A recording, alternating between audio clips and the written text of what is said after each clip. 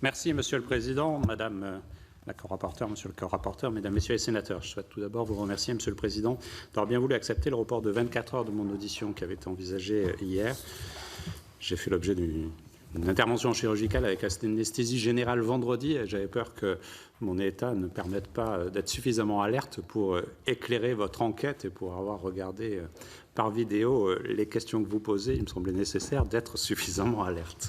Monsieur le délégué général, vous n'êtes pas obligé de tourner la tête vers moi pour répondre à mes questions, je comprendrai très bien. Je vous remercie de cette attention médicale. Je tiens à rappeler ma volonté d'apporter au Sénat tous les éléments dont j'ai connaissance afin de faire toute la lumière sur les conditions dans lesquelles les événements du 1er mai sont intervenus et d'éclairer votre commission des lois en charge de cette enquête, et je ne vais pas en rappeler l'objet. Avant toute chose, je tiens à redire que j'étais personnellement choqué par ces images, et je ne doute pas que chacune et chacun ici l'ont été tout autant.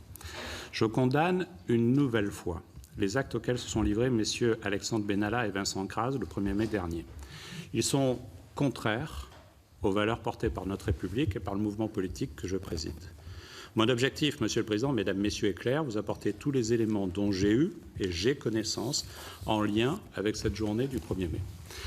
Tout d'abord, si je m'exprime devant vous aujourd'hui, c'est en ma qualité de délégué général de La République En Marche, fonction que j'assume depuis mon élection le 18 novembre 2017, compte tenu du fait, vous l'avez rappelé, Monsieur le Président, qu'un salarié de La République En Marche est impliqué.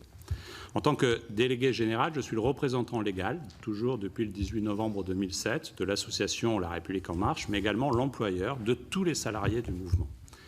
C'est dans ce cadre que je souhaite vous faire part des faits tels que je les ai vécus. Le 2 mai, une vidéo tournée la veille a été très largement diffusée sur les réseaux sociaux où elle a été vue plus de 100 000 fois. Plusieurs salariés de La République En Marche l'ont vue et ont été stupéfaits d'y reconnaître un de leurs collègues, en l'occurrence Vincent Crase, qu'ils connaissent bien, puisqu'il est l'un des agents en charge de l'accueil et de la sécurité du siège de La République En Marche. Ils y ont également reconnu, pour certains d'entre eux, Alexandre Benalla, que certains avaient pu croiser durant la campagne présidentielle. J'ai été informé ce même jour, le 2 mai, aux alentours de 18 h. Alerté, j'ai alors visionné sur mon téléphone cette vidéo. Présent dans les locaux de La République En Marche à cette heure-là, j'y arrivais, j'ai souhaité voir Vincent Crase vers 18h15, en présence de mon directeur de cabinet François Boulevac et du responsable sécurité et sûreté, le supérieur hiérarchique de Vincent Crase, Pierre-Yves Baratier, immédiatement pour lui demander des explications sur ce que cette vidéo révélait. Pour information, Vincent Crase occupe depuis le 1er juillet 2017 un poste de responsable adjoint sûreté et sécurité au sein des effectifs de La République En Marche en tant que non-cadre et sous l'autorité d'un chef de sécurité dans un service de 8 personnes qui a notamment la charge de l'accueil et de la surveillance des locaux de l'association. Je tiens à votre disposition, Monsieur le Président, Madame, Monsieur le co-rapporteur, l'organigramme de ce service. Lors de cet entretien, Vincent Crase a indiqué avoir agi en tant que gendarme réserviste le 1er mai à la demande expresse d'Alexandre Benalla, avec qui il a indiqué être en contact dans le cadre d'opérations réalisées, elles aussi en tant que gendarme réserviste. Vincent Crase m'a alors informé qu'il était chef d'escadron, gendarme de réserve depuis 1996, rattaché à l'Élysée dans un cadre extra-professionnel. Il a ensuite confirmé que les faits étaient intervenus en dehors de son temps de travail à La République En Marche, en dehors de toute information de sa hiérarchie et qu'il n'en avait pas rendu compte.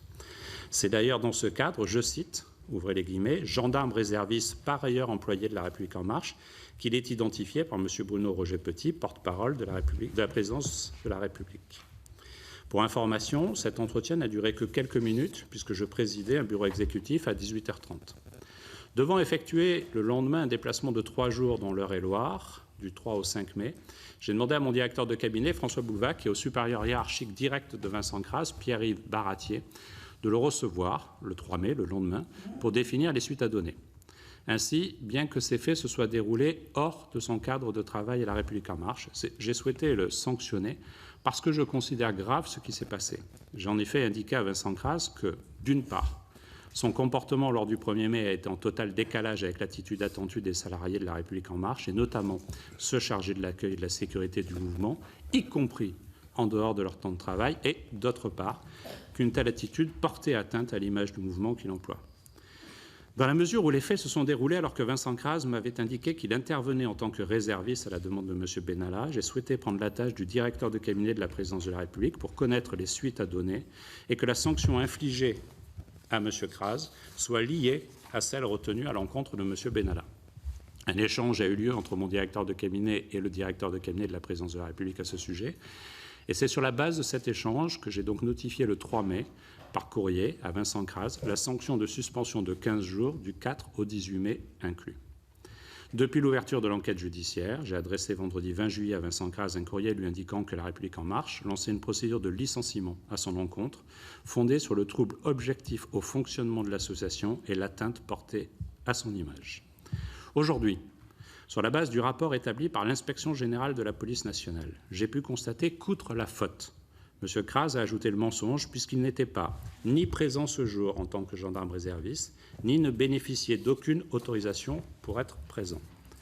Il a été présenté aux autorités comme un collaborateur de M. Benalla, et je note que le rapport de l'IGPN précise que, là encore je cite, « Alexandre Benalla est accompagné, pour la circonstance, d'une seconde personne qu'il présente comme un collaborateur, en l'occurrence Vincent Crase.